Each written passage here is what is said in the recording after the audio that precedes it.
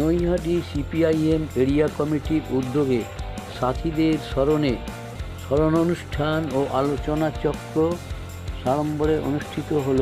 Comrade Gopal Basu, comrade Ranjit Kundu, comrade Ajit Basu, comrade Biplab Ganguly, comrade Amal Guha, comrade Purnendu Bhattacharya, comrade Rabindra ভট্টাচার্যের নামে শ্রদ্ধার সঙ্গে স্মরণ অনুষ্ঠান অনুষ্ঠিত হয় গোপাল স্মৃতি সংঘর প্রাঙ্গণে। আপনারা এই খবর দেখছেন জনপ্রিয় পোর্টাল চ্যানেল সোশ্যাল মিডিয়ায় মহন্ত দাশগুপ্তর খবরে অনলাইন বার্তায়। ভালো লাগলে অবশ্যই সাবস্ক্রাইব করবেন। যে একটা প্রকৃত ভোটার যারা জেনুইন ভোটার, তাদের একজনের নামও বাদ দেওয়া উচিত না। কিন্তু এই কাজটা নির্বাচন কমিশন করতে যেয়ে যারা নাকি কাজটা করছে তাদের ওপর এত লোড চাপিয়ে দিয়েছে, সেই লোড তারা সবাই বহন করতে পারছে না। এক, দুই, এই কাজটা করার পর ডোর টু ডোর যেয়ে তারপর সেটা জমা করার পরেতে তাদের সব ডাটা এন্ট্রি করতে হচ্ছে। এই ডাটা এন্ট্রি করার কাজটা সবাই জানে না, ফলে তারা অসহায় বোধ করছে। নির্বাচন কমিশনের উচিত ছিল ডাটা এন্ট্রি করার কাজটা কোনো এজেন্সিকে দিয়ে করানো, তাহলে এই সমস্যাটা হতো না। যা আছে শীতে সেটা এন্ট্রি করবে, অ্যান্ড কম্পিউটার সবাই চালাতে জানে না। যারা জানে তাদের অসুবিধা হচ্ছে না, যারা জানে না তাদের অসুবিধা হচ্ছে। ফলে এটা নির্বাচন কমিশনের আগে ভাগে দেখা উচিত ছিল। নির্বাচন কমিশনের ত্রুটি এটা নিশ্চয়ই ত্রুটি এটা, কারণ প্রকৃত ভোটার লিস্ট তৈরি করা এটা প্রয়োজন। কারণ মৃত ভোটার গাদাখানেক আছে। আমি আমার নিজের অভিজ্ঞতা বলতে পারি। আমি ঘরবাড়ি ছেড়ে চলে এসেছি অনেক বছর আগে, 71 সালে। বাংলাদেশ না, আমি কলকাতায় জন্মেছি, কলকাতা মাটি কামড়ে বড় হয়েছি, বাংলাদেশ কেন হতে হবে? কিন্তু আমার বাবার ভোটার লিস্টের নাম ছিল। বাবা ডাক্তার ছিলেন, ওখানে ঢাকাতে প্র্যাকটিস করতেন। তাকে অসুখ করেছিল, নিয়ে আসা হয়। তারপর তার ভোটার লিস্টে নামও ওঠে, ইন্ডিয়ান সিটিজেন হন, তার ভোটার লিস্টে নাম আছে। বাবা মারা গেছেন, তারপরেও বাবার নাম থাকছে। এটা আমি নিজে চিঠি লিখেছিলাম সিইওর কাছে। সিইওর সঙ্গে পরিচয় হয়ে যায়। আমি ঘরবাড়ি ছেড়ে এসে যখন ছিলাম বেনিয়াপুকুর রোডে, আমার ভোটার লিস্টে নাম তুলেছিল, আমি তুলিনি, নাম উঠেছিল, আমি ভোট দিয়েছি। তারপর আমি চলে আসলাম এজিসি বোস রোডে, সেখানেও আমি নাম তুলিনি, আমার নাম কেউ তুলে দিয়েছে। এরপর আমি ঠিক করলাম যে আমি থাকবো পার্টি অফিসে চলে আসবো পাকাপাকি ভাগে। তখন আমি সিইওকে চিঠি দিলাম যে আমার 2 জায়গায় ভোট আছে, কিন্তু সেই ভোট আমি রাখবো না, বাদ দেবো। আমাকে আমার ভোট কাটেনি, আমাকে একটা নতুন জায়গায় ভোট তুলতে হবে, 31 আলিমুদ্দিন স্ট্রিট, সেখানে আমি থাকবো। আমাকে সিইও, সেই সময়কার সিইও ডেকে পাঠায় চিঠি দিয়ে ডেকে পাঠিয়ে আমাকে খুব ওয়েলকাম করে। Tea or coffee, and if coffee is available, then coffee. Then I had a talk with him. উনি বললেন, আমার চাকুরি জীবনে এই প্রথম একটা কেস পেলাম যে নিজের থেকে বলছে তার 2 জায়গায় ভোটার লিস্টের নাম আছে, চেক করে সে বাদ দিতে বলছে, একটা নতুন জায়গায় তুলতে চাইছে। এই তার সঙ্গে ভাব হয়ে গেল। এরপরে আমি চেক করলাম, বাবার নামটা শুনেছি আছে। আমি বলেছিলাম লোকজনকে এটা নামটা কেটে দিতে। তখন আমি যখন লিখলাম বাবার নাম, বাবা মারা গেছে আজ থেকে 4 বছর আগে, বাবার নাম কাটা হয়ে গেল। আমি তো প্রকৃত ভোটার লিস্ট তৈরি করার জন্য সাহায্য করলাম একটুখানি। আমার 2 জায়গায় নাম কাটতে বললাম, আলিমুদ্দিনের নাম তুলতে বললাম। কোন সালে? এটা আমার সালটা মনে নেই, এটা হবে অনেক বছর হয়ে গেছে, অনেক বছর। হ্যাঁ, আমি সরকার থাকতেই আমি চলে আসি আলিমুদ্দিনের পার্টি অফিসে। কাজে আমার তো ভদ্রলোকের নামও মনে নেই যিনি আমাকে ওয়েলকাম করেছিলেন, এবং তিনি বলেছেন তার সার্ভিস লাইফে এরকম কেস দেখেননি। কেউ নাম কাটতে বলে না, একজনের নাম 3-4 জায়গায় আছে। এখন তো ছবি আছে, ছবি দেখলে ডিজিটালি সার্চ করলে বেরিয়ে যাবে কতগুলো ছবি, তার নাম কোথায় কোথায় আছে। সেটা করা হয় না, এগুলো করা উচিত। ফলে প্রকৃত ভোটার লিস্ট হওয়া উচিত। প্রকৃত ভোটার লিস্টটা তৈরি করার কাজটা নির্বাচন কমিশনের দায়িত্ব। তারা যাদের দিয়ে করাবেন তারা কতটা লোড নিতে পারে, কতটা লোড নিতে পারে না, সেটাও নির্বাচন কমিশনের বিবেচ্য বিষয় হওয়া উচিত। বর্তমান শাসক দল তো এসআইআরের বিরোধিতা আমি কে কী বলছে তার জন্য আমার কোনো বক্তব্য নেই। করা উচিত। কে কী বলছে তার জন্য বক্তব্য নেই। প্রকৃত ভোটার লিস্ট যারা চায় না তারা চাইবে, কিচ্ছু হওয়া দরকার নেই। মৃত ভোটার কয়েক লক্ষ মৃত ভোটার আছে, মৃত ভোটার। এখন মৃত ভোটার বাদ দেওয়া যাবে না। এখন তো মৃত ভোটার আবার তোলার চেষ্টা করছে, যা শুনতে পাচ্ছি সব মৃত ভোটার তোলার চেষ্টা হচ্ছে। নির্বাচন কমিশন বলছে যে পোস্ট অফিস এবং যেগুলো এলআইসি আছে সেই সব জায়গার মৃত ভোটার সেইখানে গিয়ে খোঁজখবর নিয়ে তথ্য বের করবে।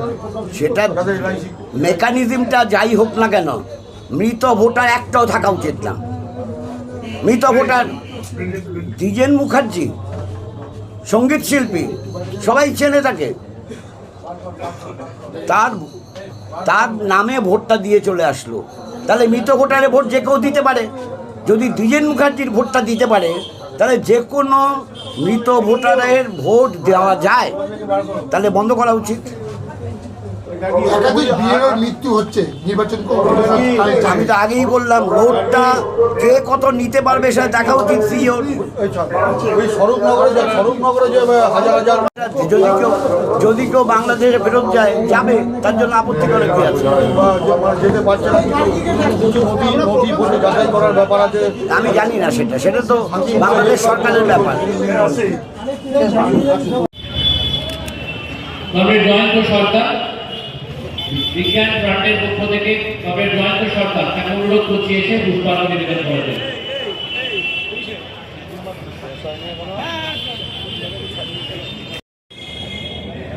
মঞ্চে উপবিষ্ট আমাদের রাজ্যের প্রবীণ কমিউনিস্ট নেতা, প্রাক্তন পলিটব্যুরো সদস্য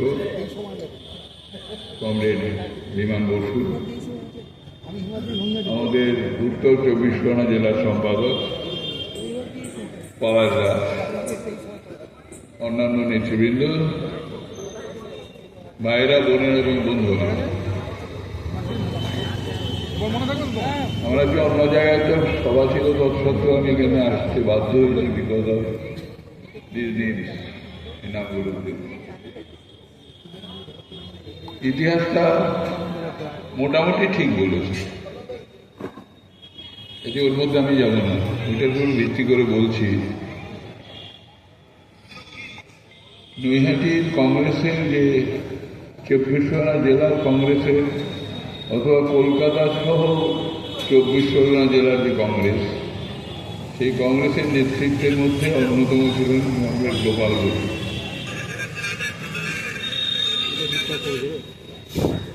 জেলা কংগ্রেস যখন তৈরি হয় তখন সভাপতি ছিলেন প্রভাস রায় আর সেক্রেটারি ছিলেন কংগ্রেস গোপাল বসু। ঠিক এইরকম আমরা পাবেন ইতিহাস, শ্রীবাঙ্গলের ইতিহাস। এক এক সময় জিওগ্রাফি চেঞ্জ হয়েছে, সেই হোক ওই দিকটা আর কি। কংগ্রেসের নেতৃত্বে ছিলেন এ.কে. গোপালন। দেশপ্রেমিক শক্তিদের মধ্যে সবচেয়ে দৃঢ়, সবচেয়ে সাহসী এবং শুধু দৃঢ় প্রতিজ্ঞ এবং সাহসী নয়, সবচাইতে আদর্শ এবং নীতিনিষ্ঠ। সেই আদর্শ তালিবানি আদর্শ, সেই আদর্শ বিজ্ঞানসম্মত সমাজের রূপান্তরের আদর্শ।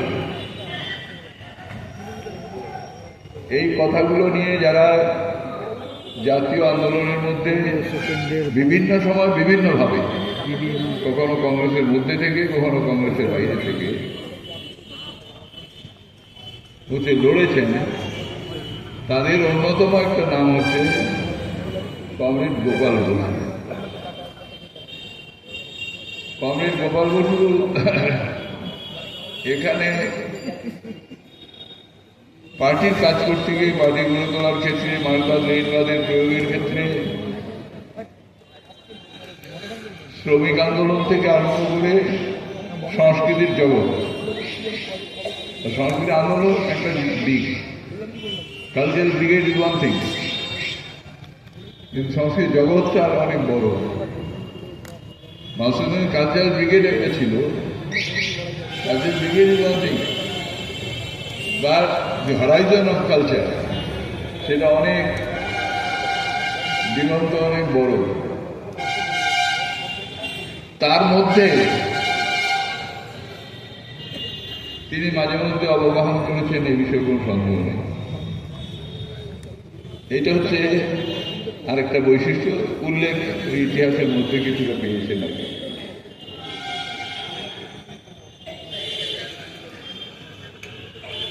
অযোধ্যাকে আমরা দেখেছি কিভাবে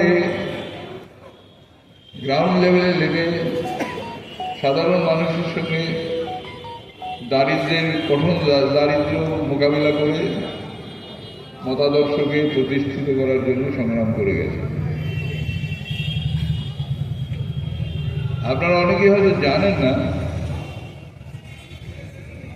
অযোধ্যা কিন্তু রাইফেল ফ্যাক্টরি ইউনিয়ন করার চেষ্টা করেছে।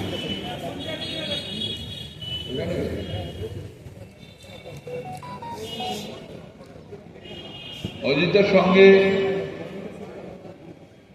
আরো যারা কাজ করেছেন তাদের সকলের নামের মধ্যে আমি যেতে চাইছি না। হরিপদ দাস সোদপুরে 103 বছর বয়সে উনি প্রয়াত হয়েছেন, তিনিও ছিলেন। কিন্তু এই লোকগুলো কিভাবে দারিদ্র্যের মধ্যে সারাটা জীবন চলে গেল। হরিপদ দাস শেষ পর্যন্ত একটা কোথায় রাইফেল ফ্যাক্টরি ইউনিয়ন করতে এসেছিলেন, শেষ পর্যন্ত তেল কলে চাকরি করে, সর্ষের তেল হয়েছে। এই ধরনের আত্মত্যাগের মধ্যে দিয়ে যারা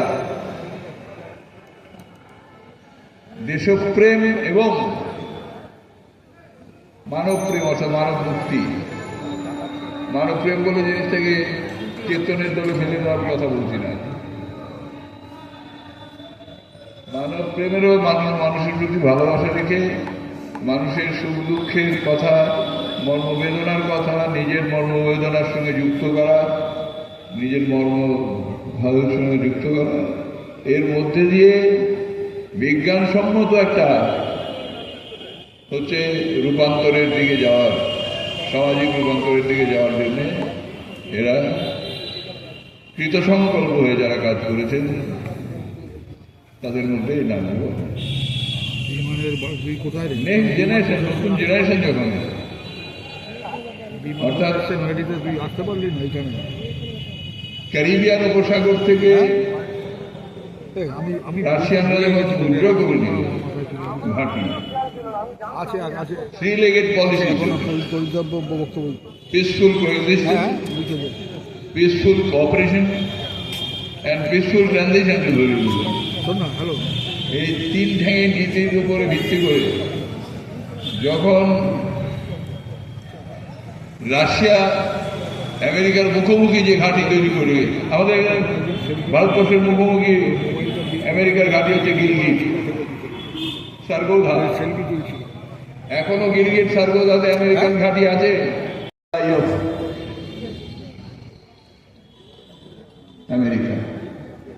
আমেরিকার একটা স্বাভাবিক মিত্র হচ্ছে, নিজে বলেছে পাকিস্তান হচ্ছে আমাদের স্বাভাবিক মিত্র। এই জিনিসটাকে আপনাকে ভুলিয়ে দিতে চেয়েছে। পাকিস্তানের বিরুদ্ধে নাকি দারুণ লড়ে যাবে ইয়ের সঙ্গে, ডোনাল্ড ট্রাম্পের মারফত। ডোনাল্ড ট্রাম্প বলছে আমি তো শান্তির জন্য দালালি করলাম এতবার, দালালির পুরস্কার হিসেবে শান্তি পুরস্কার পাবে হয়েছে। যাই হোক, কথা মতো আমি যাচ্ছি না। এই যে ন্যারেটিভ, এই যে ভাষ্য এখন যেগুলো শুনছেন আপনারা, খবরের কাগজ, টিভি, তর্ক বিতর্ক অন ফ্রিভলাস ম্যাটার, ফালতু জিনিসের উপর ফালতু কিছু তর্ক বিতর্ক, এইগুলো থেকে বের করে আনার জন্য যে সাংস্কৃতিক মান দরকার, তখনকার দিনেই এরা বুঝেছিলেন যে সাংস্কৃতিক মান আমাদের রক্ষা করার জন্য সঙ্গে থাকতে হবে, সহযোগিতা করতে হবে এবং অংশগ্রহণ করতে হবে। সেই জন্য সমাজ কোর্স থেকে আরম্ভ করে এইসব কথা মহিলাদের পার্টির ইতিহাসের সঙ্গে যুক্ত হয়ে যায়। সংস্কৃতি জগতের অনুপ্রবেশ সেটা এক পথের না, এক পথের পথিক না, বহু পথ দিয়ে হবে, বহু পথ দিয়ে হবে। মাধ্যমিক এসব বলেছেন, শত ফুল প্রস্তুত, শত চিন্তা বিকশিত হবে। ইএমএস বলছেন সংস্কৃতি কর্মীদের সামনে যে যেটাই হচ্ছে সাম্রাজ্যবাদ বিরোধী সেটাই progressive. You must understand what is imperialism, how it is functioning, how it is danger to us. তার বিরুদ্ধে যে কথা বলবে এবং কৃতসংকল্প হয়ে কাজ করবে, সেই হচ্ছে প্রগ্রেসিভ। এই ব্রড মাইন্ড নিয়ে আমাদের চলার মতো রাজনীতির পথ প্রদর্শক হচ্ছেন কমরেড গোপাল বসু। তো যাই হোক, এই ক্যারিবিয়ান থেকে উল্টো করে তিন ঠেঙে নীতির বিরুদ্ধে যখন সারা পৃথিবীতে মহাবিতর্ক শুরু হলো, তখন গোপাল বসুর নেতৃত্বে আমরা 24 পরগনা জেলায়, বিশেষ করে ব্যারাকপুর সাব ডিভিশনে আমরা তাতে অংশগ্রহণ করলাম এবং সেদিনকার চীনের যে 25 দফা মেমোরেন্ডাম, তাকে সমর্থন জানালাম। তার মধ্যে একটা কথা ছিল যে, আমি গুটি আনছি বলে ওই জায়গায় চলে গেলাম। তার মধ্যে একটা কথা ছিল, যুদ্ধ হবে না, যুদ্ধ হওয়া সম্ভব নয় এই পারমাণবিক যুদ্ধের বাজারে। কিন্তু তথাপি আমেরিকান সাম্রাজ্যবাদ যদি দুঃসাহসিকভাবে যুদ্ধের বেকুফের মতো যদি জড়িয়ে পড়ে, তাহলে সাম্রাজ্যবাদ চূড়ান্ত হবে, শুধু আমেরিকান সাম্রাজ্যবাদ চূড়ান্তভাবে ধ্বংস হবে এবং সেই ধ্বংসস্তূপের উপর নতুন সভ্যতা গড়ে উঠবে। এটাই মাও সেতুং বলেছেন অন্য ভাষায়, যে November revolution is nothing but cannon fire, সাম্রাজ্যবাদ এবং পুঁজিবাদের প্রাসাদ দুর্গে তোপধ্বনি। দেখুন, আজও সোভিয়েত ইউনিয়ন নেই, কিন্তু রাশিয়াকে ভয় পাচ্ছে, ভূত দেখছে। যাই হোক, এই আন্ডারস্ট্যান্ডিং আমরা যাতে পেতে পারি, কমিউনিস্টরা পেতে পারে, তার জন্যে যে সংগ্রাম গোটা বিশ্ব জুড়ে ছিল সেদিন এবং তাতে ভারতীয়রা যেখানে অংশগ্রহণ করেছে, তার এই অঞ্চলে, মানে আমাদের রাজ্যে এবং আমাদের জেলায় নেতৃত্ব দিয়েছেন কমরেড গোপাল বসু। আর তার মধ্যে ইয়াং ক্যাডার হিসাবে, ইয়াংগেস্ট ক্যাডার হিসাবে, যাকে আমরাও ইয়াং ছিলাম কিন্তু তার চাইতেও ইয়াং গোপাল বসুকে অনুসরণ করে, সে হচ্ছে কমরেড রঞ্জিত কুন্ডু। কাজে মতাদর্শগত সংগ্রামের ভিত্তিতে কিন্তু এখানে নতুন করে যে পার্টিটা গড়ে উঠেছে, এটা একটা মতাদর্শগত সংগ্রামের ভিত্তির উপর দাঁড়িয়ে। এটা জাস্ট এই দল ও দল সেইভাবে হয়নি। BJP, Trinamool, Congress, not that, এটা ভিত্তি ছিল। এবং তার সহযোগী হিসাবে বিপ্লব এবং অন্যান্যদের আমি দেখেছি এবং আমার খুব যাতায়াত ছিল, এখানে যোগাযোগ ছিল, অনেক সভা করেছি, অনেক মতাদর্শগত প্রশ্নে আলাপ আলোচনা এবং বিতর্ক এবং কমরেড প্রমোদ দাশগুপ্ত, জ্যোতি ঘোষ থেকে আরম্ভ করে অনেককে নিয়ে এখানে সভা হয়েছে। আমরা জায়গা বেছে নিলাম সন্ত্রাসের সময় 72 সালের পরে।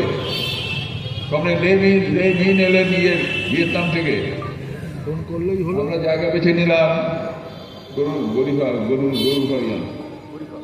ওইখানে আমরা মাঠে সভা করলাম। কোথাও সভা করা যাচ্ছে না, কোথাও দাঁড়াতে পারছি না। আমরা এলাকা থেকে হাজার হাজার কমরেড বই কি সাংঘাতিক অবস্থা। আবার আভ্যন্তরীণ বিতর্ক আমাদের পার্টির মধ্যে, আমরাই বিতর্ক করেছি নিজেরা যে ফ্যাসিস্ট না সেমি ফ্যাসিস্ট না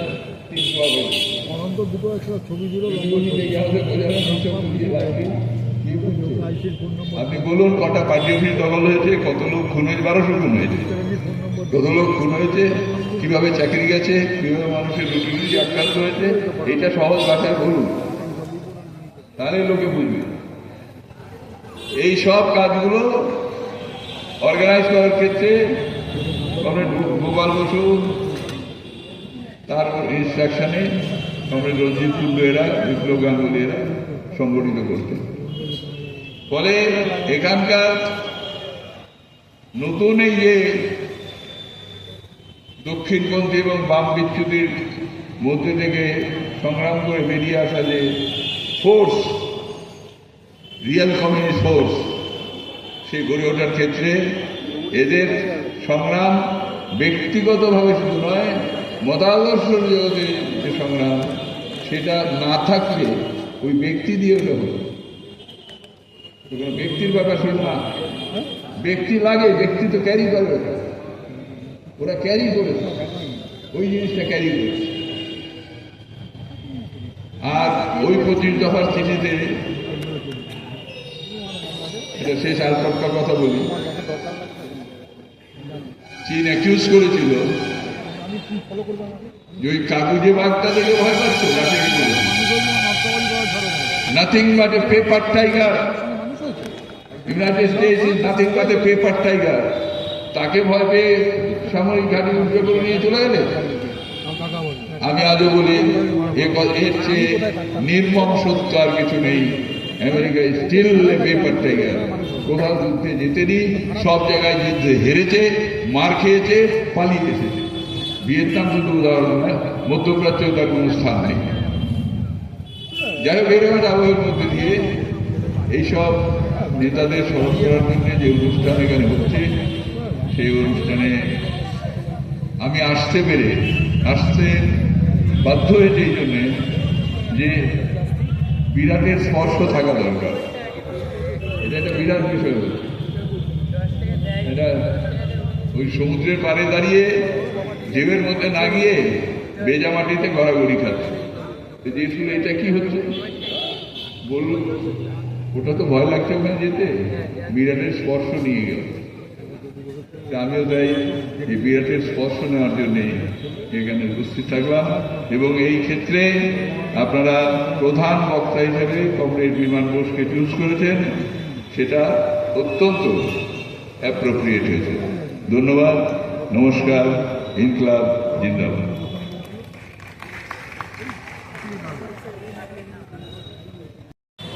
আমাদের প্রিয় নেতা, বামফ্রন্টের চেয়ারম্যান কমরেড বিমান বসু রয়েছেন, বর্ষিয়ান কমরেড পার্টির প্রবীণ নেতা কমরেড তরিক বরণ তোপদার, আমাদের জেলা সম্পাদক কমরেড পলাশ দাস, জেলার নেতৃত্বরা, এবং আজকের এই এখনো নভেম্বর শেষ হতে চলল, ঠান্ডা সেভাবে পড়েনি, তাও একটু হালকা হিমের ইমেজ আছে। এই সন্ধ্যায় উপস্থিত আমার অভিভাবকেরা, গুরুজনেরা, উল্টো দিকে যারা বসে রয়েছেন তাদের অনেককেই দেখে অনেকের হাত ধরেই তো রাজনীতি করা শুরু করেছে। আমার গুরুজনেরা, অভিভাবকেরা, সমবয়সী বন্ধুরা, মা বোনেরা, ভাই বোনেরা, কমরেড বিমানদা 6টার সময় এসছে, তাকে বসিয়ে রেখে অনেক বক্তৃতা করব না। যাদের স্মরণে আজকের এই আলোচনা চক্র বা স্মরণ অনুষ্ঠান, তাদের সম্বন্ধে তরিকদা বলেছেন, বিমানদা বললেন, আমি অত বলার উপযুক্ত লোক নই। কমরেডদের দেখেছি কাউকে কাউকে, এই কমরেডদের অনেকের সাথে মিছিলে হেঁটেছি, কিন্তু তাদের যে রাজনৈতিক জীবন এবং যেভাবে তারা কমিউনিস্ট আন্দোলনের সঙ্গে যুক্ত হয়েছিল এবং নৈহাটির মাটিতে লাল ঝান্ডাকে কাঁধে নিয়ে এগিয়ে যাওয়ার ক্ষেত্রে যে ভূমিকা পালন করেছিলেন, সেই ইতিহাস আমার পক্ষে বলা সম্ভব না। মন আমাদের এই লিফলেটটা পড়েছে, সেখানে আমরা যাদের ছবি দিয়েছি তাদের পাশাপাশি কমরেড অনন্ত চক্রবর্তী, কমরেড বরুণ দাশগুপ্ত, কমরেড রঞ্জিত বিশ্বাস, কমরেড দশাই কুটিক, কমরেড প্রতাপনাথ, কমরেড পূষা বসু, কমরেড শান্তা সেন, এদের নাম উল্লেখ করেছি। আরও অনেক কমরেডের নাম উল্লেখ করা যেত। আরও অনেক কমরেড তাদের আত্মত্যাগ, তাদের লড়াইয়ের মধ্যে দিয়ে নৈহাটি পার্টি, নৈহাটির গণ আন্দোলন বিকশিত হয়েছে। নৈহাটি এরিয়া কমিটিকে অভিনন্দন, যেই আমাদের এই সংগ্রামের সাথীদেরকে স্মরণ অনুষ্ঠানে আমাদের সামনে আবার উপস্থিত করা। এনারা আছেন, ভেরি মাছ আমাদের সঙ্গে আছেন, এরা কেউ হারিয়ে যান না। লড়াই, আন্দোলন, সংগ্রামের ময়দানে আমরা সবসময় এদের কথা মেনে, এদের কথা জেনে, এদের দেখানো পথেই চলি। এবং নৈহাটির আজ হয়তো সময়ের নিয়মে নৈহাটিতে একটা চটকল কোনো রকমের চলছে, তো নৈহাটির গৌরীপুর চটকল, গৌরীপুরের প্রথম চটকল, শুধু আমাদের জেলার প্রথম চটকল না, আমাদের রাজ্যের প্রথম চটকল না, ব্রিটিশদের প্রথম কারখানাই হচ্ছে নৈহাটির গৌরীপুর। একসময় নৈহাটি মানে ছিল শিল্পের শহর, একসময় নৈহাটি মানে ছিল শিশি কারখানা থেকে শুরু করে রং কারখানা, জুট মিল, গৌরীপুর বিদ্যুৎ কেন্দ্র, আমাদের অনেক কিছু। আজকে সেই নৈহাটির সে ঋত গৌরব অনেকটাই ভুলুণ্ঠিত। আর সেই সময় কলকারখানার মজদুরদের সংগঠিত করা থেকে শুরু করে আবার নৈহাটি মানে নৈহাটির ওপার অসংখ্য উদ্বাস্তু, ছিন্নমূল, দেশভাগের পর আসা অসংখ্য মানুষ, তাদের সংগঠিত করা। আবার আমাদের দেশের স্বাধীনতা সংগ্রামে, আমাদের দেশের স্বাধীনতা সংগ্রামের ইতিহাস লিখতে গেলে পারে অবশ্যই নৈহাটির মানুষের সংগ্রামের কথা আসবে। আমরা যাদের স্মরণ করছি তারা শুধু স্বাধীনতা সংগ্রামে অংশগ্রহণ করেছেন এমন না, স্বাধীনতার পরবর্তীকালে খাদ্য আন্দোলন থেকে শুরু করে, শিক্ষক আন্দোলন থেকে শুরু করে নানান গণ আন্দোলনে, শ্রমিক আন্দোলনে তারা নৈহাটির মাটিতে নেতৃত্ব দিয়েছেন, জেলার, রাজ্যের আন্দোলনে নেতৃত্ব দিয়েছেন। আমরা তাদের স্মরণ করছি। আর এমন একটা সময় দাঁড়িয়ে আমরা তাদের স্মরণ করছি, আমরা যারা লাল ঝান্ডা নিয়ে পথ চলি, সেদিন তারা যেমন লাল ঝান্ডা নিয়ে পথ ছিল, পথটা কঠিন ছিল, সমস্যা চঙ্কুল ছিল, আজকেও পথটা কঠিন। লাল ঝান্ডা নিয়ে পথ চলতে গেলে যতদিন না আমরা আমাদের অভিষ্ট লক্ষ্যে পৌঁছবো, ততদিন আমাদের কাছে পথটা কঠিনই থাকবে। তাই বর্তমানের এই কঠিন সময় দাঁড়িয়ে আমরা এই ফেলে আসা আমাদের এই সাথীদেরকে স্মরণ করছি এবং আমরা মনে করছি যে এই সময়ের ডাক হচ্ছে লড়াই, আন্দোলন, সংগ্রাম। আর লড়াই, আন্দোলন, সংগ্রামে এরাই আমাদের পথপ্রদর্শক। দেখি আর ভাবি, গোপাল দা এমএলএ ছিলেন, রঞ্জিত দা এমএলএ ছিলেন, মন্ত্রী ছিলেন, আমাদের অবিভক্ত জেলা পার্টির সেক্রেটারি ছিলেন কমরেড গোপাল ঘোষ, অজিত দাকে দেখেছে, পূর্ণেন্দুবাবু রবীন্দ্র চেয়ারম্যান ছিলেন। আজকাল চেয়ারম্যান দেখি, কাউন্সিলর দেখি, এমএলএ দেখি। এক বছর কাউন্সিলর হলে পরেই 4 তলা বাড়ি, স্করপিও গাড়ি হয়েছে। আর আমরা এই এমএলএদের দেখেছি, কাউন্সিলরদের দেখেছি, পার্টির নেতৃত্ব দেখেছি। পশ্চিমবাংলায় 34 বছর সরকার থাকাকালীন, বামফ্রন্ট সরকার থাকাকালীন দেখেছি, মন্ত্রী দেখেছি।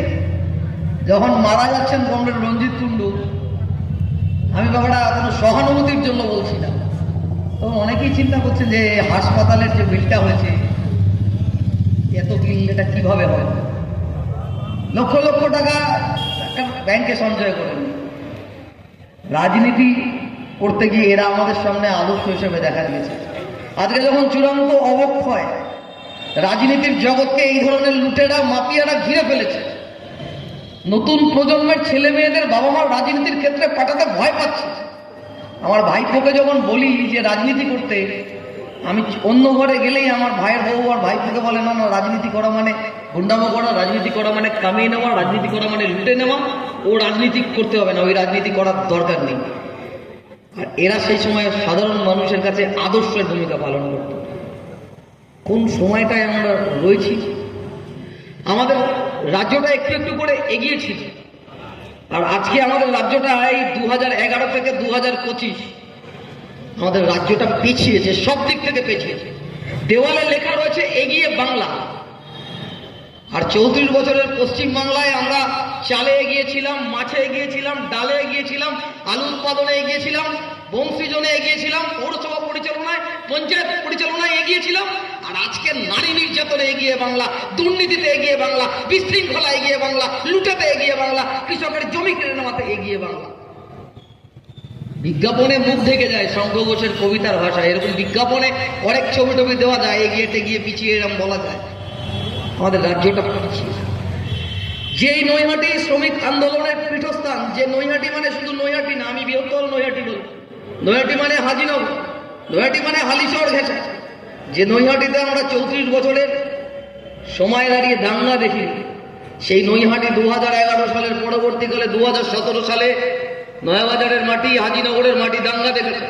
2017 সালে যখন হাজিনগরের পাড়ায় পাড়ায় আমরা ঘুরছি ওই দাঙ্গা বিধ্বস্ত অঞ্চলে, আমি জানি না, যিনি আমাকে ডেকে বললেন আমি জানি না তিনি হিন্দু না মুসলমান, হাতটা ধরে বললেন, জ্যোতিবাবু থা তো এসা নেই হতা।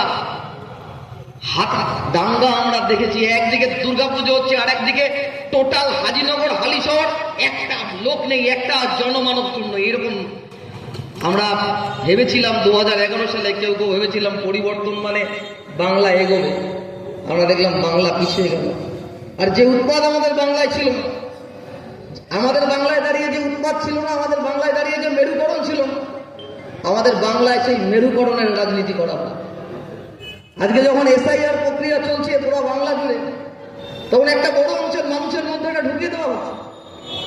গতকাল বাড়ি ফিরছি টোটো করে গারুলিয়াতে, আমরা একটা মিশ্র এলাকায় থাকি।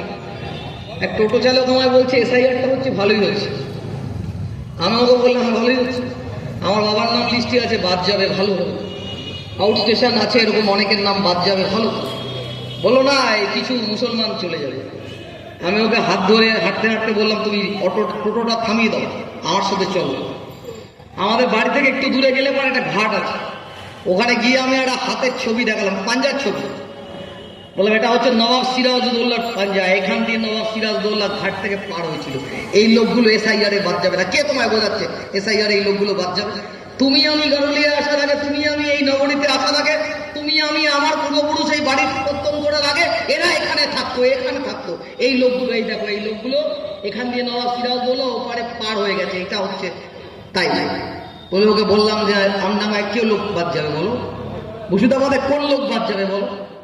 আসলে এই রিভিশন প্রক্রিয়া সবসময় চলা উচিত এবং মৃত আউটস্টেশন ভোটার চিহ্নিত করে তাদের বাদ দেওয়ার প্রক্রিয়া করা উচিত, ভোটার লিস্ট স্যানিটাইজ করা উচিত।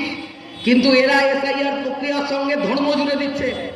আর এরা এসআইআর প্রক্রিয়ার মধ্যে দিয়ে সমাজের প্রান্তিক শ্রেণী, কম আয়ের মানুষ, দলিত মানুষ, গরিব মানুষ, সংখ্যালঘু মানুষ, তাদের উপর ভয় ভীতি ছাপিয়ে দিচ্ছে। আমি এসআইআর এর জন্য লাইনে দাঁড়াচ্ছি, ফর্ম ফিল আপ করেছি। আর গত পরশুদিন শ্রম কোড লাগু হয়ে গেল। গতকাল লাগু হয়ে গেল। 2020 সালে কোভিডের সুযোগ নিয়ে শ্রমকোড করা হয়েছিল 2020 সালে। 5 বছর ধরে গোটা দেশের শ্রমিক আন্দোলন লড়াই করেছে, কচ্ছ থেকে কন্যাকুমারী, কচ্ছ থেকে কাছাড়, গোটা ভারতবর্ষ জুড়ে, যে শ্রমকোড প্রত্যাহার করতে আইন করা যাবে না, শ্রমকোড কার্যকর করা যাবে না। বিহার ভোটেতে জিতলো, আর বিহার ভোটে জিতে দ্বিগুণ শক্তিশালী হয়ে শ্রমকোড লাগু করার প্রক্রিয়া শুরু করে দিল। গোটা দেশ জুড়ে শ্রমজীবী মানুষ লড়াই নেমে পড়েছে। আমরা এসআইআর এ ব্যস্ত থাকবো, জিনিসের দাম বেড়ে যাবে, আমরা লাইন দেবো, কখনো গ্যাসের জন্য গ্যাসের সঙ্গে আধারের লিঙ্ক করার লাইন দেবো, কখনো নোটবন্দির জন্য লাইন দেবো, কখনো দাঁড়িয়ে প্যান কার্ডের সঙ্গে আধার কার্ড লিঙ্ক করার জন্য লাইন দেবো, কখনো আমি ভোটার কিনা জানার জন্য লাইন দেবো, কখনো আমার পূর্বপুরুষের নথি খোঁজার জন্য আমি লাইন দেবো। আমি এর মধ্যে ব্যস্ত থাকবো। আর আমাদের দেশে এমন একটা সরকার রয়েছে, ও আপনাকে হিন্দু মুসলমান বলবে, লাইনে দাঁড় করাবে, আর তার সাথে সাথে গোটা দেশ, দেশের সম্পদ, দেশের খনি, দেশের বন্দর, নদী বন্দর, সমুদ্র বন্দর, দেশের শ্রমজীবী মানুষের অধিকার, দেশের মানুষের গণতান্ত্রিক অধিকার, সেই অধিকার হরণ করবে এবং দেশ বিক্রি করার দিকে একদম এগিয়ে যাবে। তার বিরুদ্ধে গোটা দেশ জুড়ে আমাদের লড়াই, আন্দোলন, সংগ্রাম সংগঠিত করতে হবে। আমাদের সাথীদের স্মরণ করা, এই লড়াই, আন্দোলন, সংগ্রাম করতে গিয়ে তারা সে সময় যেভাবে চলেছিলেন, আমরা কমিউনিস্টরা মনে করি কোনোদিন কোনো স্মরণ সভায় আমরা এই যে স্মরণ অনুষ্ঠান করছি, উনি কি খেতেন, উনি কি করতেন, উনি কি বলতেন না, কিভাবে পথ চলতেন, কি আদর্শে তারা জীবনটাকে উৎসর্গ করেছিলেন, কেমন ভাবে তারা কাজ করতেন, তার যেমন আলোচনা করা, তেমন বারবার ইতিহাসকে যেমন আমরা অবশ্যই স্মরণ করব, কিন্তু আমাদের সামনের দিকে তাকাতে হবে। সামনে আমাদের বড় লড়াই, আমাদের দেশের মাটিতে, আমাদের দেশে ভয়ঙ্কর বড় বিপদ। এই বিপদের বিরুদ্ধে লড়াই করতে হবে। আমার যে বিপদ, এই দুটো বিপদকে কাটাতে হবে। আগামী 3-4 মাস পরেই আমাদের রাজ্যে বিধানসভা নির্বাচন, এবং সেই বিধানসভা নির্বাচনে তৃণমূল কংগ্রেসকে আমি একটা জিনিস বুঝেছি, যে আমরা যাই মিটিং করি, মিছিল করি, একটা কথা বুঝেছি, যে তৃণমূল কংগ্রেসকে হারাতেই হবে, হারাতেই হবে, হারাতেই হবে, আর বিজেপিকে বাংলা থেকে তাড়াতে হবে, তাড়াতে হবে, তাড়াতে হবে। আর তৃণমূলকে হারালে পারে বিজেপি বাংলা থেকে হেরে যাবে। 2019 সাল আপনি দেখেছেন, বললো বিজেপি পারবে, তৃণমূলকে হারাতে আর কেউ পারবে না। 2019 হয়ে গেল। 2021 সালে বললো বিজেপি বিধানসভা গঠন করবে, পারবে, হয়ে গেল, পারলো না। 2024-এ দেখলেন আসন কমে গেল। এখনো দাঁড়িয়ে আমরা মনে করছি যে এই তৃণমূলকে তাড়াতে পশ্চিমবাংলায় যদি কেউ পারে, সেটা লাল ঝান্ডা পারবে, লাল ঝান্ডা পারবে, লাল ঝান্ডা পারবে। তাই লাল ঝান্ডাকে শক্তিশালী করতে হবে, বিজেপি পারবে না। শুভেন্দু অধিকারী হচ্ছে পশ্চিমবাংলাতে আসলে তৃণমূলেরই মুখ, যে বিজেপির মধ্যে ঢুকে বসে আছে। আর আরএসএস এর দুর্গা হচ্ছে পশ্চিমবাংলার মুখ্যমন্ত্রী মমতা বন্দ্যোপাধ্যায়। ফলে আরএসএস এরই একটা উইং সেখানে কাজ করছে। আমাদের তার বিরুদ্ধে লড়াই করতে হবে, আর সেই লড়াই করতে হবে আমাদের লাল ঝান্ডা কাঁধে নিয়ে। লাল ঝান্ডা মানে একটা লাঠি, তার উপর একটা লাল কাপড়ের টুকরো না। লাল ঝান্ডা মানে, লাল ঝান্ডায় অনেক শ্রমিক, অনেক কৃষক, অনেক মানুষের রক্ত লেগে রয়েছে। লাল ঝান্ডা মানে গোটা পৃথিবী জুড়ে প্রতিবাদ, প্রতিরোধ, আন্দোলন, সংগ্রামের ঝান্ডা, যে ঝান্ডা কাঁধে নিয়ে গোটা পৃথিবীতে মানুষ প্রতিবাদ, প্রতিরোধ, লড়াইয়ে সামিল হয়, সেই ঝান্ডা লাল ঝান্ডা। আর আমাদের সেই ঝান্ডা নিয়েই কাজ করতে হবে। আমি শেষ করবো একটা কথা বলে, ওই অত বিদেশের কথা আমি কখনোই বলি না, কিন্তু আমাদের প্রজন্মকে উৎসাহিত করেছে। নিউ ইয়র্কে 34 বছরের একটি ছেলে, সে নিউ ইয়র্কের মেয়র নির্বাচিত হয়েছে। আর একটা বিষয় আমাদের উৎসাহিত করেছে, 1940 সালে আমেরিকায় কমিউনিস্টরা শক্তি ছিল, কিছুটা আসন পেয়েছিল। আর 1940 সালের পরে আমেরিকায় কমিউনিস্টরা 2টো আসন পেয়েছে। এবং সেই জহরান মামদানি ট্রাম্পকে পাশে বসিয়ে বলছে যে ইউ আর এ ফ্যাসিস্ট, আপনি একজন ফ্যাসিস্ট। আর তার উদ্দেশ্য করে বলছে টার্ন দ্য ভলিউম আপ। এবং তার মধ্যেও সে কখনো দাবি করেনি সে কমিউনিস্ট, কিন্তু তার মধ্যেও ট্রাম্প সাহেবরা কমিউনিস্টের ভূত দেখছেন, বলছেন লুনাটিক, পাগল কমিউনিস্ট। এত কিছু, এত বৈষম্য, এত আক্রমণ, এত প্রচার, যে লাল ঝান্ডা শেষ হয়ে গেছে, কমিউনিস্টরা শেষ হয়ে গেছে, তারপরেও কমিউনিস্টদের ভূত দেখছে। এবং এত অন্ধকারের মধ্যেও আলোর রোশনি আমরা দেখতে পাচ্ছি। এবং আমরা মনে করি যে আমাদের রাজ্যেও যদি আমরা লড়াই করি, জি জানসে লড়াই করি, তাহলে পারে আমরা ওই এদের বিরুদ্ধে আমাদের বাংলায় বামপন্থার পুনরুত্থানের যে লড়াই, সেই লড়াইকে আমরা এগিয়ে নিয়ে যেতে পারবো। এবং অবশ্যই এই বাংলার মাটি বামপন্থীদের জন্য দুর্জয় ঘাঁটি। বহু সন্তানের জন্ম এই বাংলার মাটিতে হয়েছে, যারা বামপন্থাকে বিকশিত করতে ভূমিকা পালন করেছেন, এবং আগামী দিনেও দাঁড়িয়ে আমরা এই বামপন্থার পুনরুত্থানের এই লড়াইতে অগ্রণী ভূমিকা পালন করতে পারবো আমাদের সাথীদের দেখানো পথ, সাথীদের দেখানো পথে। এই আশা করে সকলকে ধন্যবাদ, কৃতজ্ঞতা জানিয়ে আমি আমার কথা শেষ করলাম। ইনকলাব জিন্দাবাদ, সিপিআইএম জিন্দাবাদ। এখন বলবেন আমাদের পার্টির রাজ্য সম্পাদক মণ্ডলীর অন্যতম সদস্য এবং আমাদের জেলা কমিটির সম্পাদক কমরেড পলাশ দাস। আমাদের প্রয়াত 7 জন নেতৃত্ব, তার সঙ্গে নৈহাটি অঞ্চলে পার্টি গড়ে তোলবার ক্ষেত্রে আরও অনেক অগ্রণী নেতৃত্বের কথা এখানে উল্লেখ হয়েছে, যাদের স্মরণে আমরা এই সভা করছি। অনেকটা অতীত, তার মানে একটা ইতিহাস, সেই ইতিহাস তার কিছুটা পর্যালোচনা বা কিছুটা আলাপচারিতায় সেই কথা উঠে আসছে। ইতিহাসে আমরা ফেরত যেতে পারি না, ইতিহাসে আবদ্ধ থাকতেও আমরা চাই না, কিন্তু মানুষকে, কমিউনিস্ট পার্টিকে তার ইতিহাস জানতে হয়। আজকের পরিস্থিতির যদি ঠিকঠাক বিশ্লেষণ করতে হয়, এর থেকে উত্তরণের পথ বার করতে হয়, তাহলে ইতিহাসকে যেমন জানতে হয়, ইতিহাস থেকে তেমন শিখতে হয়। তার ফলে আমাদের কাছে এই স্মরণ এ কোনো নিয়মতান্ত্রিক ব্যাপার না, বার্ষিক কোনো বিষয় না। আমরা ওই ইতিহাসটাকে জানতে চাইছি, শিখতে চাইছি, যাতে আজকের পরিস্থিতিতে, আজকের প্রয়োজন অনুযায়ী, আজকের আকাঙ্ক্ষা যেখানে আমি পৌঁছতে চাই সেই পৌঁছানো আমাদের সুবিধে হয় বা পথ পাওয়ার ক্ষেত্রে তা সহায়ক হয়। ইতিহাসের পুনরাবৃত্তিও হয় না, ঠিক যেমনটা 72 সালে হয়েছিল ঠিক তেমনটা 2011 সালে হয়নি। চিরায়ত ফ্যাসিবাদ যেভাবে এসছিল, হিটলার মুসোলিনি তোজো, গোটা পৃথিবী যেভাবে দ্বিতীয় বিশ্বযুদ্ধে জড়িয়ে যায়, মানব সভ্যতা বিপন্ন হয়, সোভিয়েত ইউনিয়নের বীরত্বপূর্ণ লড়াই, 2.5 কোটি মানুষের আত্মত্যাগ, গোটা পৃথিবী সমাজতন্ত্রের শক্তি দেখে, যার মধ্যে দিয়ে সমাজতন্ত্র সম্পর্কে গোটা পৃথিবীর এক অগণিত মানুষের শ্রদ্ধা তৈরি হয়। নিশ্চিতভাবেই ওই পুনরাবৃত্তি আজকে ট্রাম্প, মেলোনি কিংবা নরেন্দ্র মোদীর যুগে ঠিক তেমনটা হবে না। পরিবেশ পরিস্থিতির বদল, তখন একটা ফ্যাসিবাদ হলে এখন আমরা এটাকে নয়া ফ্যাসিবাদ বলছি। এখানে নির্বাচিত স্বৈরতন্ত্র, এসআইআর এর প্রক্রিয়া চলছে, ইলেকশন কমিশন, পৃথিবীর সব থেকে বড় গণতান্ত্রিক দেশ ভারত, সেই ইলেকশন কমিশন যদি রেফারি হন, তার নিরপেক্ষতা প্রশ্নের মধ্যে দাঁড়িয়েছে।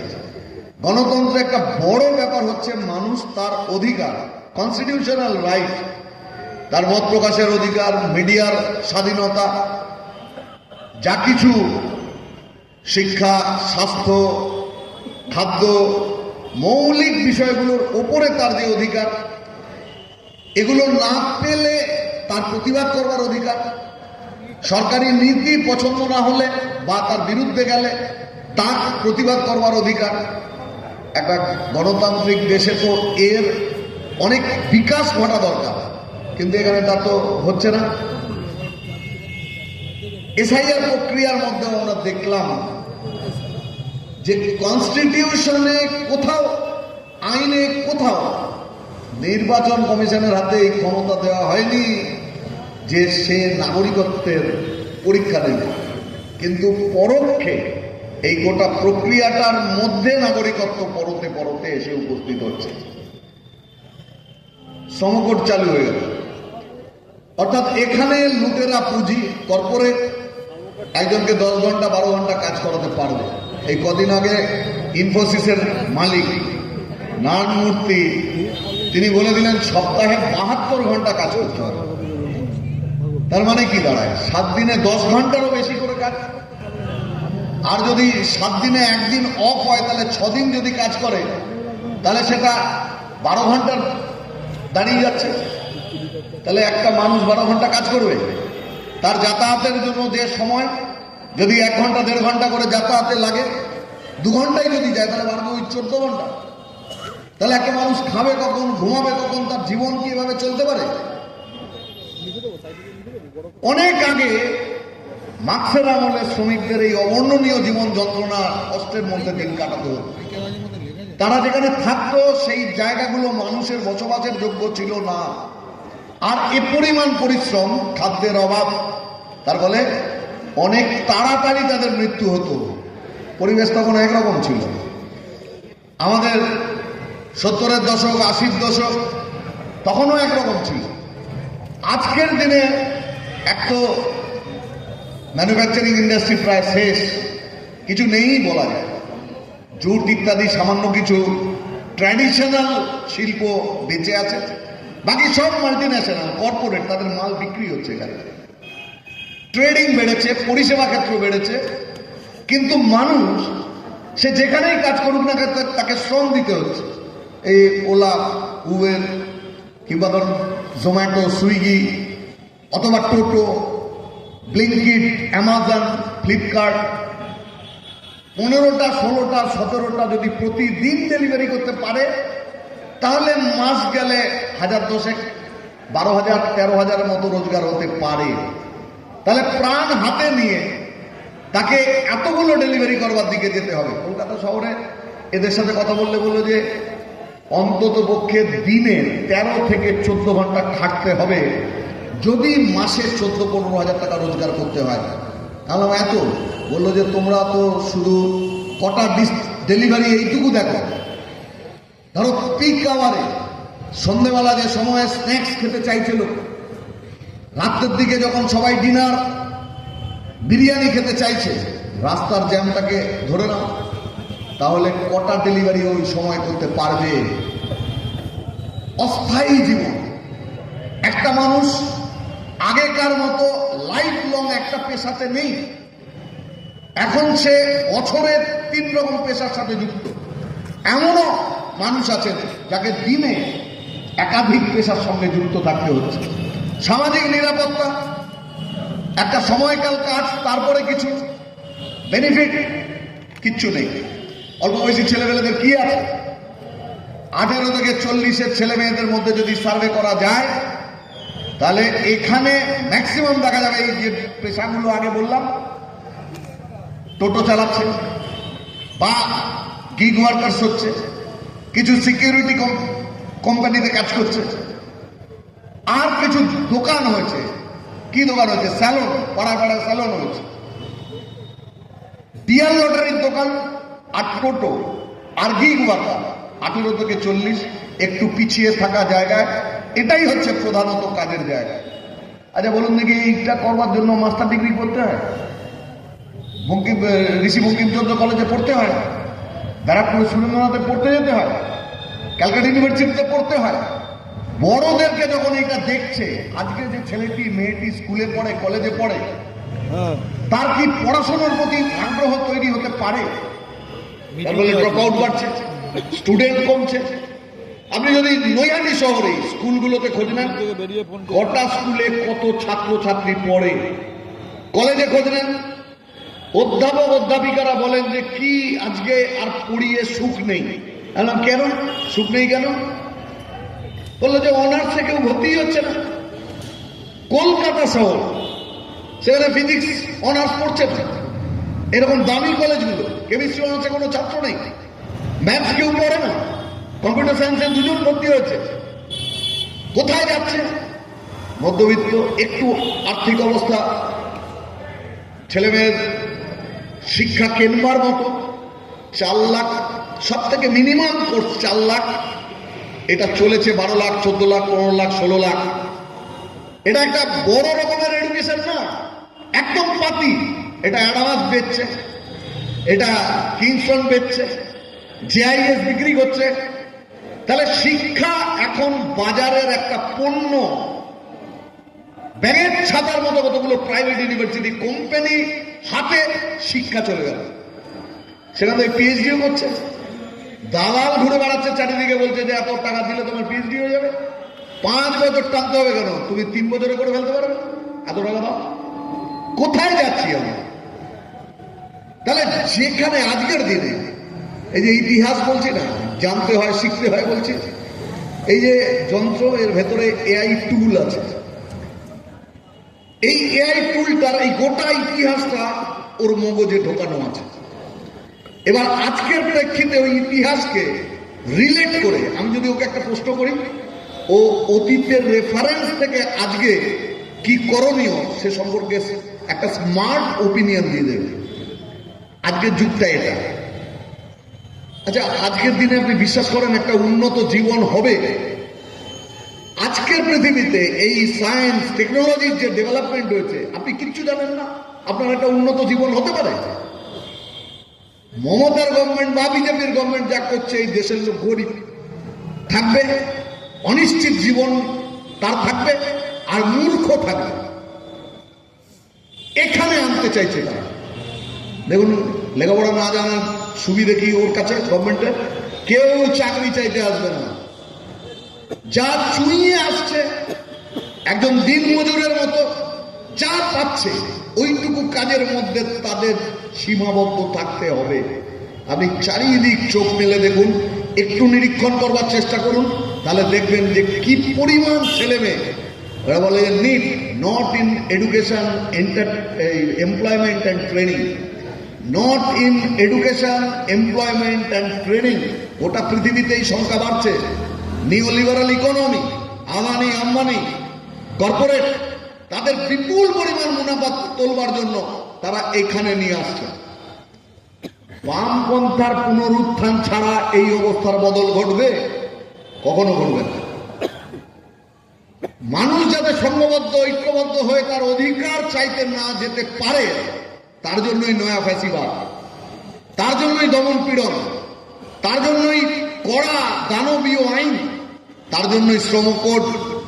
আর এই আতঙ্কের পরিবেশ তৈরি করার মধ্যে দিয়ে মানুষকে জড় পদার্থের মতো বানিয়ে দাও। আর এই কারণের জন্যই এসআইআর। তার দৃষ্টি তার আজকের এই অবস্থা এবং একে বদলানো স্পৃহাতে পরিণত যাতে না হতে পারে। আতঙ্কগ্রস্ত মানুষ, আর একদিকে হচ্ছে অপরিসীম ঘৃণা।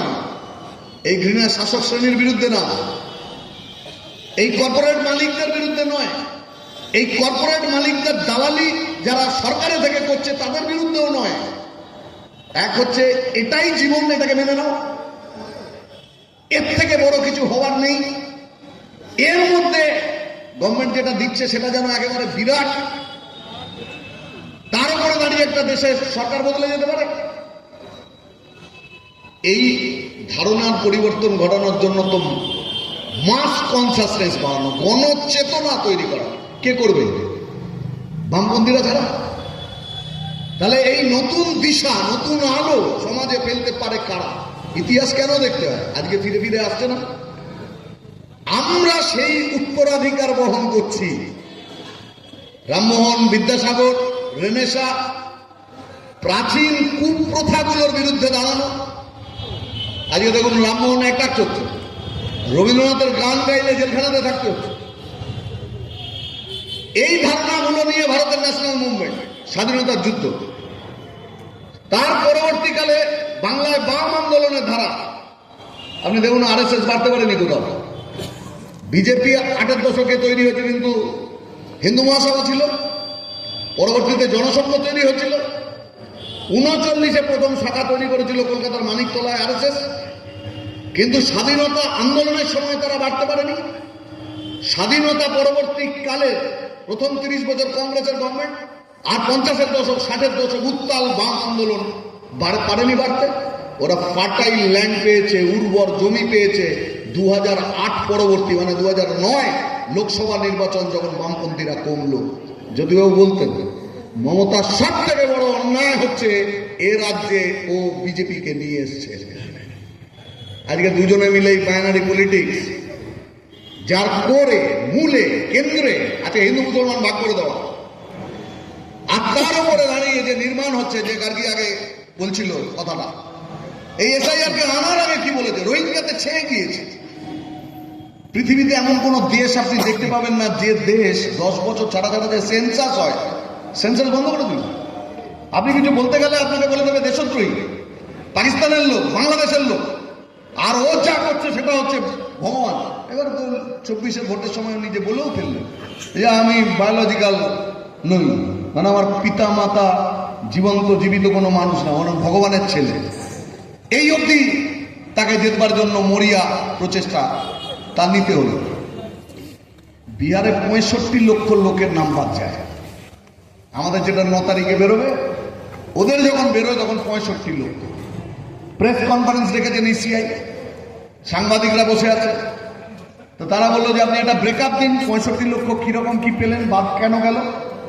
বললো 22 লক্ষ মৃত। ফাইন, 35 লক্ষ আমরা পেয়েছি যারা শিফটেড, অন্য জায়গায় চলে গিয়েছে, নিখোঁজ। 22 আর 35 যোগ দিন 57। 7 লক্ষ লোকের অনেকগুলো নাম আছে, 2বার 3বার করে নাম আছে। 57 সাথে 64, তাহলে 65-র মধ্যে 64 হয়ে গেল। 1,20,000 ফর্মকে খতিয়ে দেখা হচ্ছে। এবার সাংবাদিকরা বললো তাহলে অনুপ্রবেশকারী, এবার থমকে গেল, বললো না এই তথ্য তো আমাদের কাছে নেই। এখন কয়েকদিন ধরে মানুষ এটা বুঝেছে। এই যারা শুনছেন মাইক লাগানো আছে, তাদের অভিজ্ঞতার কাছে আমি বলছি, গরিব মানুষ যার কাছে ডকুমেন্টের অভাব আছে, মধ্যবিত্ত এগিয়ে থাকা মানুষ, তার কাছে ডকুমেন্টের অভাব হবে না। নিদেন পক্ষে তার কাছে মাধ্যমিকের অ্যাডমিট কার্ড আছে। অন্যান্য বাবা মা পূর্বপুরুষদের ডকুমেন্টেশনের অসুবিধা নেই, কিন্তু গরিব মানুষের আছে, মহিলাদের আছে। 17 লক্ষ মহিলা নিখোঁজ ভোটার তালিকা থেকে বিহারে। পুরুষ এবং মহিলাদের রেশিও ছিল 1000 পিছু 934 এসআইআর এর আগে। এসআইআর এর পরে বিহারে দাঁড়িয়েছে 1000 পুরুষ পিছু নারীর সংখ্যা 892। হিসেব করে বার করা গেছে 17 লক্ষ মহিলা ভোটারের নাম বাদ গেছে। আপনি 2 জেনারেশন আগে ফেরত যান তো, ফেরত গিয়ে দেখুন সেই বাড়িতে অল্প সামর্থ্যের মধ্যে যদি ছেলে মেয়েদের লেখাপড়া শেখাতে হয়, 2 জেনারেশন আগে আমাদের পরিবারগুলোতে কারা সুযোগ পেতেন? সুযোগ পেতেন ছেলেরা, মেয়েরা নয়। তার ফলে আমরা যারা এই কলোনির জায়গাগুলোতে থাকি, লোকে এসে বলছে বুঝলি আমারটা তো হলো, কিন্তু তোর বৌদিরটা তো কিছু করতে পারছে না। একজন এসে বলছে কাকিরটা কি করা যাবে, কাকির তো কিছু নেই। আমরা আমাকে মাধ্যমিকের কিছু বলো যে দূর, অত দূর পড়েছে নাকি? তাহলে কি বিপজ্জনক ব্যাপার। যার এই লিঙ্কেজে বাবা মা মারা গিয়েছেন, দাদু ঠাকুমা ইত্যাদি আরো আগে মারা গিয়েছেন, তাহলে একে প্রমাণ করবার মতো ডকুমেন্টটা কোথায়? 87-র আগে, 2004-এর আগে নিয়ম তৈরি করে দেওয়া হয়েছে। তাহলে এগুলোতে কারা আটকাবে? এই অংশের মানুষ আটকে যাবে। কিন্তু 3-4 দিন ধরে যখন এটা ব্যাপকভাবে মানুষ প্রথমে বুঝেছেন, মুসলমান হিন্দু মুসলমান ভাগ করা, যে মুসলমানের বিপদ হবে, হিন্দু নিরাপদ। কদিন বাদে বুঝলেন যখন লোকে যে বিপুল পরিমাণ উদ্বাস্তু মানুষ, মতুয়া, তপশিলি জাতি, উপজাতি, তারা বিপদে পড়বে। এবার তার থেকে সরে গেল।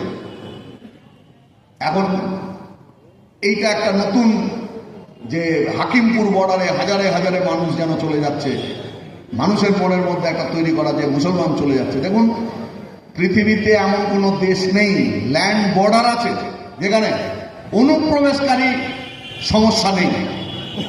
এই অনুপ্রবেশকারীর সমস্যা মিটতে পারে বর্ডার, সেইটার বর্ডার সিকিউরিটি ফোর্স তার দায়িত্ব সেন্ট্রাল গভর্নমেন্ট।